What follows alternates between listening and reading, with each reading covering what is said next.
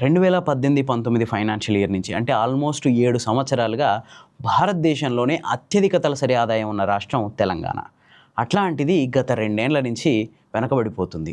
ప్రస్తుత ఫైనాన్షియల్ ఇయర్లో తెలంగాణ తలసరి ఆదాయం భారతదేశంలో 2వ స్థానానికి పడిపోయింది. ఫస్ట్ ప్లేస్కి కర్ణాటక వచ్చి చేరింది. 2025-26 ఫైనాన్షియల్ ఇయర్లో తెలంగాణ తలసరి ఆదాయం 4,18,000 రూపాయలు. 2023-24 ఫైనాన్షియల్ ఇయర్లో 10.93 వృద్ధి రేటు ఉంటే 2024-25 ఫైనాన్షియల్ ఇయర్కి వచ్చేసరికి 9.78కి తగ్గిపోయింది. దీనివల్ల ఓవరాల్గా తెలంగాణ తలసరి ఆదాయం భారతదేశంలో 2వ స్థానానికి పడిపోయింది. దీనికి ప్రధాన కారణం రాష్ట్ర అభివృద్ధిలో వెన్నెముకగా నిలిచిన ఐటీ రంగంలో వృద్ధి రోజు రోజుకి మందగిస్తుంది. అంతేకాదు రియల్ ఎస్టేటు, ఇన్ఫ్రాస్ట్రక్చర్ ప్రాజెక్టుల వేగం కూడా తగ్గిపోయింది. వ్యవసాయం, దాని అనుబంధ రంగాల వాటా కూడా జీఎస్డీపీలో తగ్గిపోతుంది. గతంలో 18% ఉన్న ఈ వ్యవసాయం, దాని అనుబంధ రంగాల వాటా ఈసారి 15%కి పడిపోయింది. దాంతో రాష్ట్ర తలసరి ఆదాయం 4,18,000 రూపాయలకు పడిపోయింది.